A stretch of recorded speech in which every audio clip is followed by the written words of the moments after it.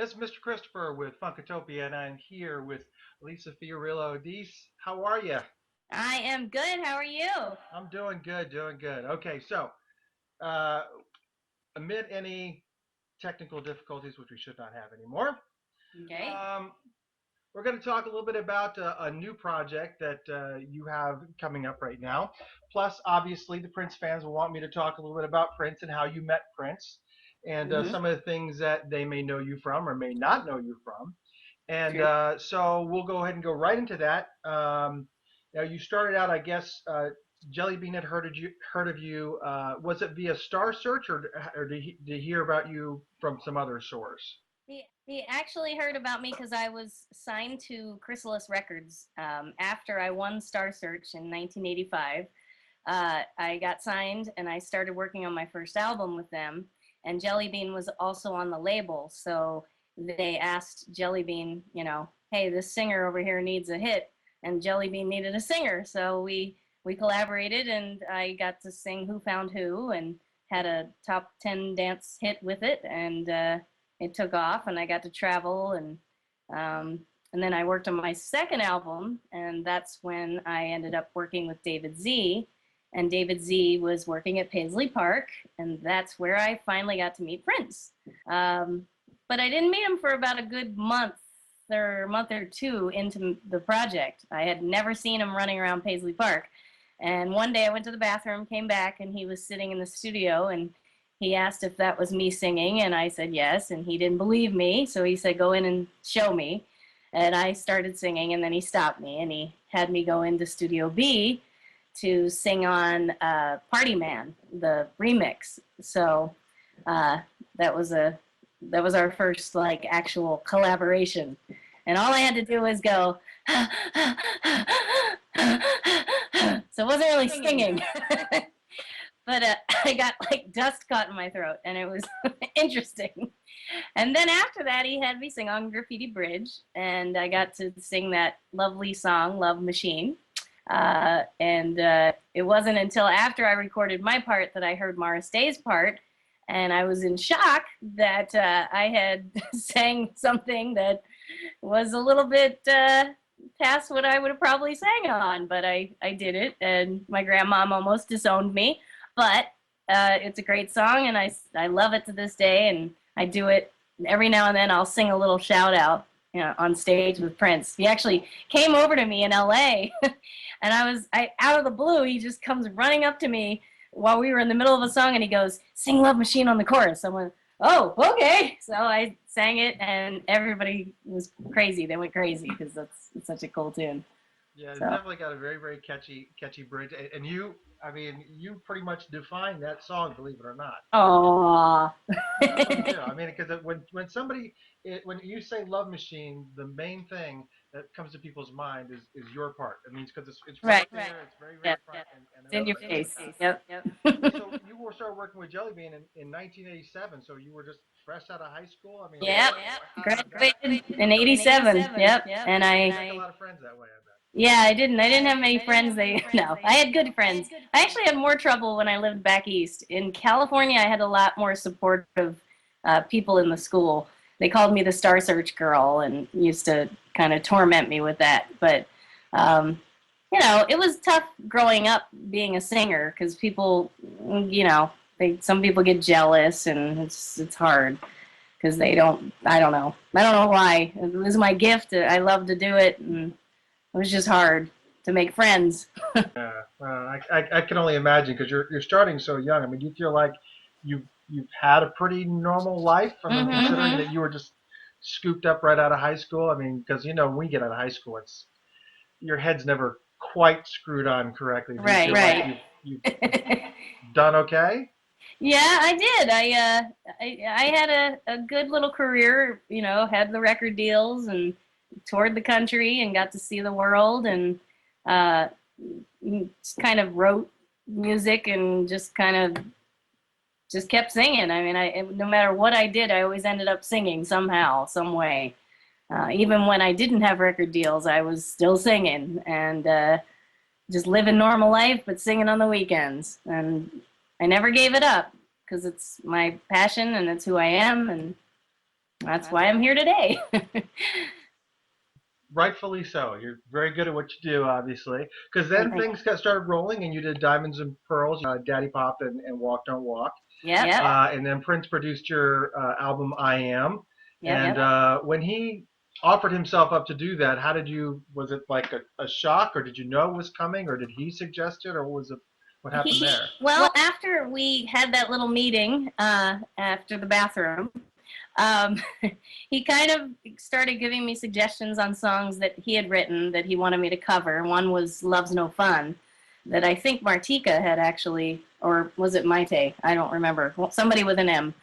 They cut it as well. And then I Am, which he had written. I believe Johnny Lang did a version of that, which was cool. And then the song that we ended up writing together was actually the first single, and that was On the Way Up. And I got to do a video, and it was on MTV, and, you know, got to sing it on Arsenio Hall. And it was kind of a trip. We just did Arsenio Hall, and it was exactly 20 years the day, or the week, because it was my birthday week, that I had done the show. And it was such a cool experience because I felt like life was just repeating itself. But this time around, it was Liv Warfield's to shine. So it was very, very cool. Very cool week. I couldn't have asked for a better, you know, history coming back at me. It was a cool week. So, and the ball's rolling. So now you're doing. You know, you sang pretty much on all of 2010, with the exception, I think, of like 3 tracks. Yeah. And now he's called you again. And now you're back to doing vocals for the NPG. Obviously, he's doing the Third Eye Girl thing, which you're not really working on too much. But how often is he calling on you to come and do? Well, I know we are going to the Essence Festival. We're doing that. So that's going to be amazing. Yeah, it's going to be incredible. Liv's going to be there. Erica Badu's going to be there. There's so many people there. It's going to be incredible. It's going to be a blast. It's going to be humid, but it's going to be a blast. It's going to be a lot of bugs, but it's going to be a blast. We don't get the call until like the last minute. And it's so funny to me because a lot of the fans will write me on my Facebook and say, do you know what you're doing? You know, where are you guys playing next? And I'm thinking, if I knew, I would tell you, but I don't know. And they think I'm lying or I'm holding back. But he purpose does that. He really is very private and wants it to be a surprise, even to us. And, you know, anytime he calls, I'll drop whatever gig I'm doing just because it's history. Like, you can't not go. It's like the best gig in the world. And, you know, it's a lot of fun. So I hopefully after Essence we'll be doing more stuff this summer. I hope so too. And hopefully Atlanta is one of those because he hasn't been to Atlanta in a very long time. See, and you haven't seen me sing with him, so yeah, we need to come to Atlanta. Yeah, we talked about that. Yeah, I have yet to have an opportunity to see you. So okay, let's talk about your project, Dease and Reese. Okay. There it is. Yes, there it is. Life in 20. Dease and Reese, that is the CD that's coming out June 3rd. You may watch this and it may already be out. There's the inside of it, nice. There's all the tracks and stuff. Here's the back. Very cool, very cool. Yeah, I'm very proud of it. Yes, and we will be giving away copies on Funkatopia, so stay put everywhere, and we'll make sure you get a copy. You already have one, so everywhere. So let's talk about how you met him, how you got involved with him, and what the thought process is like. I'm doing so much. I think I need to take time out and do an entire project on this. Yes, do more. The thing was I've written songs ever since I was a little girl. It was like my therapy, and I had all these songs sitting around over the past 20 years that just never were demoed and done correctly. So I reached out to a friend of mine, Jeff Silverman, who produced my very, very first demo that I ever did. And he used to work with Rick Springfield. He was his guitar player. And we've been friends. He came to my wedding and, you know, just a great guy. Call him Uncle Silverman. And he was telling me about a young 20-year-old guitar player that went to Berkeley, from Virginia originally, but now lives in Nashville, and that he was starting to write, and could he send me a track that he had written? So he did, and I immediately had a melody and a lyric idea. So the collaboration was just instantaneous. And after that, we talked on the phone, and I said, hey, why don't you come out, to Vegas? And so he came for a week. We did a photo shoot in that week. We worked on songs that I had written that he helped me, put it together and make it right. We actually co-wrote a couple of new songs, and it was just easy. Like, we had the same sense of humor, and we both loved Chipotle, and it was just, easy. And it didn't matter what the age difference was. It was like I was teaching him, he was teaching me, and that's why the title Life in 20 kind of applies to the fact that these songs are about my life in the past 20 years, and also the difference in the age, and how age doesn't matter when it comes to music and when it comes to writing. So that's kind of, how it happened. That's really cool. I mean, what type of music or can people expect when they hear the CD? It's like, let's see, we got a little Queen, we got a little Beatles, a little bit of Joni Mitchell, Carole King, Nora Jones, a little bit of everything. I've never been one of those people that like one style of music. I do everything from opera to pop to R&B to jazz to funk to just everything. And I just wanted to speak lyrically, like things that meant something to me. One of the songs is A Mama Who Knows How to Funk, and it talks about how I pretty much juggle everything. I mean, like I told you earlier, I'm going on a field trip tomorrow to the dairy farm, and I completely didn't think, oh my God, I'm allergic to farm animals, so I have to take Benadryl tomorrow because I'm going to be sneezing the whole time. But like, I balance everything. I'm a mom. I'm running around doing that. I do real estate. I sing on the weekends. I drop everything when Prince calls, and I also write. And I want to get my music out there and have people hear it. And the people that like it will buy it. And if they don't like it, they don't need to buy it. But it speaks from my heart, and I just wanted to share it because people have given me crap about, hey, when's your next record? What are you doing? Why aren't you doing anything? I'm like, okay, you want to tempt me now? I'm going to give you a record. Well, we're so looking forward to. So, did Prince have any involvement in this album, or is this all you? Nope. I know that he has so much on his plate, and he really wants to be there to help all of us and to nurture all of us, and he really does. Just by working with him, we learn so much. He's our teacher. But I wanted to do it on my own, and I just wanted to say, hey, when it's done, I'm going to let you listen to what I did and see what he thought. And he listened to it, and he had his favorites, and one of them is actually Lollipop Ice Cream.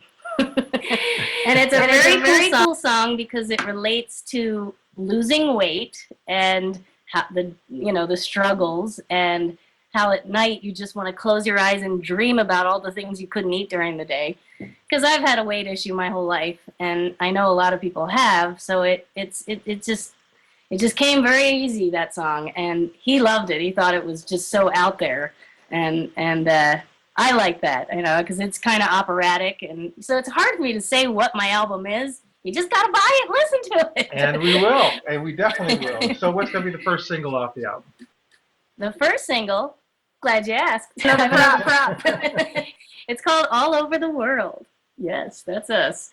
And that song I actually wrote on the plane, on a private plane. We were going somewhere in Europe, and we hit all this turbulence.